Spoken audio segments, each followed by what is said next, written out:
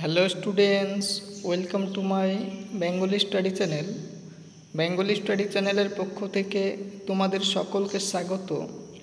প্রিয় 2025 সালের উচ্চ মাধ্যমিক শিক্ষার্থী বন্ধুরা, আজকের অনলাইন ক্লাসে আমি তোমাদের জন্য বাংলা বিষয়ের যে কবিতা চ্যাপ্টার রয়েছে সেই কবিতা থেকে টেস্ট এবং ফাইনাল পরীক্ষার জন্য 5 মার্কের ইম্পর্টেন্ট প্রশ্নগুলি আজ আমি তোমাদের শেয়ার করব। এই প্রশ্নগুলি যদি তোমরা বছরের শুরু থেকেই ভালো করে প্রিপারেশন নাও, ভালো করে স্টাডি নাও, তাহলে তোমরা সবার থেকে হলেও এক ধাপ অন্তত এগিয়ে থাকবে। এবং তোমাদের 2024 সালের ফাইনাল পরীক্ষা যারা দিয়েছে এর আগের বছর, তাদের যে আমি দেখি কবিতা এবং মহাদ্দেশ কবিতা থেকে 5 মার্কের প্রশ্ন ইতিমধ্যেই চলে এসেছে।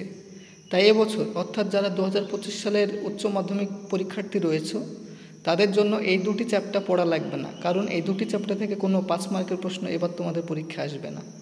তাই মহাদ্দেশ আমি দেখি এই দুটি চ্যাপ্টার বাদ দিলে তোমাদের রয়েছে শিকার কবিতা রয়েছে, ক্রন্দনতা জননীর পাশে রয়েছে এবং রূপনারায়ণের কুলে রয়েছে। এই তিনটি কবিতা যদি তোমরা একটু ভালো করে পড়ো তাহলে আমি 100% চ্যালেঞ্জ সহকারে তোমাদের বলতে চাই, এবং আজকের ভিডিওতে আমি যে প্রশ্নগুলি দেব এই তিনটি কবিতা থেকে, এই প্রশ্নগুলি পড়লে তোমরা 100% তোমরা দুটি প্রশ্ন এখান থেকে চ্যালেঞ্জ সহকারে বলছি কমন পেয়ে যাবে।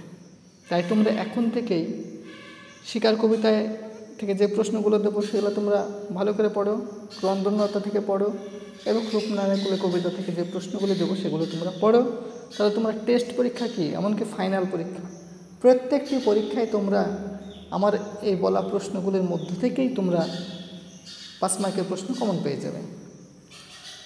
এবং যারা আর্থিকভাবে দুর্বল, যারা টিউশন পড়তে পারো না, সেই সমস্ত ছাত্রছাত্রীরাও যদি আমার চ্যানেলটি কন্টিনিউ তোমরা ফলো রাখো এবং আমার চ্যানেল থেকে কন্টিনিউ তোমরা প্রতিটি চ্যাপ্টার প্রশ্নগুলি খাতায় টুকে পড়তে শুরু করো, তোমরা অবশ্যই অনেক সফলতা লাভ করবে।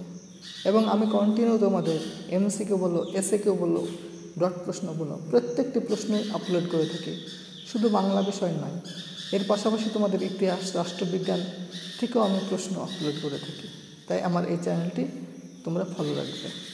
তাই আলোচনা শুরু করার পূর্বেই তোমরা যারা নতুন আমার এই চ্যানেলে ভিডিও দেখছো তারা অবশ্যই আমার এই চ্যানেলটিকে সাবস্ক্রাইব করবে এবং পাশে থাকা বেল আইকন বলতে প্রেস করে অল নোটিফিকেশন অন করে দেবে, যাতে করে আমার ভিডিও ছাড়ার সঙ্গে সঙ্গে সবার আগে তোমাদের কাছে পৌঁছে যায়। তাই দেরি না করে চলো শুরু করি আজকের মূল আলোচনা। দেখো, শিকার কবিতা থেকে তোমাদের আমি মাত্র 3টি প্রশ্ন রেখেছি। এই 3টি প্রশ্ন তোমরা এখন থেকে ভালো করে পড়ো। এই 3টি প্রশ্ন পড়লেই তোমরা টেস্ট পরীক্ষায় এমনকি ফাইনাল পরীক্ষায় এই 3টি প্রশ্নের মধ্যেই 100% গ্যারান্টি একটি প্রশ্ন তোমরা কমন পেয়ে যাবে। দেখো, 1 নম্বর যে প্রশ্নটি রেখেছি সেটি হলো, এই ঘরের জন্য অপেক্ষা করছিল, কে অপেক্ষা করছিল, তার পরিণতি কী হয়েছিল?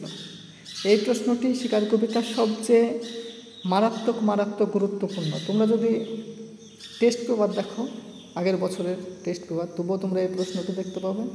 এমনকি তোমাদের টেস্ট পরীক্ষার পরে যে টেস্ট পেপার বের হবে সেই টেস্ট পেপারে তোমরা এই প্রশ্নটি দেখতে পাবে। তাই এই প্রশ্নটি এই বছরের জন্য অত্যাধিক গুরুত্বপূর্ণ।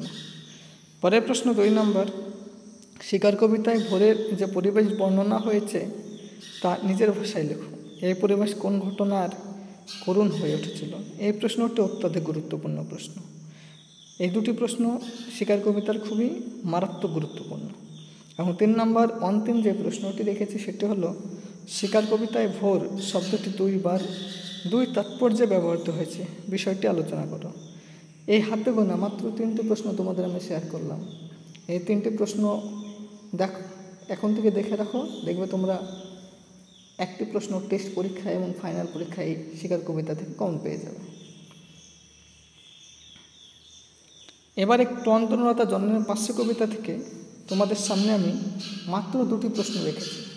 সেই 2টি প্রশ্ন এই বছরের জন্য, অর্থাৎ যারা 2025 সালের উচ্চ মাধ্যমিক পরীক্ষার্থী রয়েছে তাদের জন্য খুবই মারাত্মক গুরুত্বপূর্ণ এই 2টি প্রশ্ন। 1 নম্বর প্রশ্ন, ক্রন্দনতা জননীর পার্শ্ব কবিতায় কবি জননীকে ক্রন্দনতা বলেছেন কেন? এই পরিস্থিতিতে কবি কী করা উচিত বলে মনে করেছেন? খুবই ইম্পর্টেন্ট প্রশ্ন, ক্রন্দনতা জন্য 500 কবিতা থেকে। পরের প্রশ্ন 2 নম্বর, আমি তা পারি না, কে পারেন না? না পারার বেদনা কীভাবে কবিকে আলোড়িত করেছে তা কবিতা অবলম্বনে লেখো। এই হাতে গোনা মাত্র 2টি প্রশ্ন দিলাম, এই 2টি প্রশ্ন পড়ো, তোমরা টেস্ট পরীক্ষায় এবং ফাইনাল পরীক্ষায় এই 2টি প্রশ্নের মধ্যেই তোমরা কমন পেয়ে যাবে। এবারে রূপনারায়ণের কুলে কবিতা থেকে তোমাদের সামনে আমি মাত্র 4টি প্রশ্ন শেয়ার করব। এই 4টি প্রশ্ন তোমরা দেখবে, এই 4টি প্রশ্নের মধ্যে তোমাদের 1টি প্রশ্ন থাকবে পরীক্ষায়। 1 নম্বর, জানলাম এ জগৎ স্বপ্ন নয়। রূপনারায়ণ কুলে কবিতা অবলম্বনে কবির এই ভাবনার তাৎপর্য লেখো। পরের 2 নম্বর প্রশ্ন আলোচনা করার পূর্বেই তোমরা যারা নতুন আমার এই চ্যানেলে ভিডিও দেখছো তারা অবশ্যই আমার এই চ্যানেলটিকে সাবস্ক্রাইব করবে, লাইক করবে, কমেন্ট করবে। কারণ আমার এই চ্যানেলটি যেহেতু নতুন, সেহেতু আমার এই চ্যানেলটি যাতে ভবিষ্যতে আরও অনেকদিন প্রসারিত হয়, অগ্রসর হয় এবং চ্যানেলটি যাতে তোমাদের কন্টিনিউ সাপোর্ট করতে পারে, সেজন্য তোমাদের সাপোর্ট একান্তই আমি কামনা করি। তাই দেরি না করে চলো মূল আলোচনায় আমরা ফিরে যাই। 2 নম্বর প্রশ্ন, সত্য যে কঠিন, এই উপলব্ধিতে কবি কীভাবে উপনীত হলেন তা রূপনারায়ণ কুলে কবিতা অবলম্বনে লেখো। খুবই গুরুত্বপূর্ণ প্রশ্ন। 3 নম্বর প্রশ্ন, রক্তের অক্ষরে দেখলাম আপনার রূপ। বক্তা কে? তিনি রক্তের অক্ষরে কীভাবে আপনার রূপ দেখেছেন? এবং অন্তিম যে প্রশ্নটি তোমাদের জন্য রেখেছি সেটি হলো, মৃত্যুতে সকল দেনা শোধ করে দিতে। পংক্তিটির সাধারণ অর্থ কী? কাছে কার দেনা, কী জন্য দেনা, মৃত্যুতে তা কীভাবে শোধ? এই যে 3টি কবিতার যে প্রশ্নগুলি আমি তোমাদের শেয়ার করলাম, এগুলোই তোমরা পড়ে রাখো, তাহলে টেস্ট পরীক্ষা বলো, আমাকে ফাইনাল পরীক্ষা বলো, প্রতিটি পরীক্ষায় তোমরা এখান থেকেই 5 মার্কের প্রশ্ন অনায়াসে কমন পেয়ে যাবে।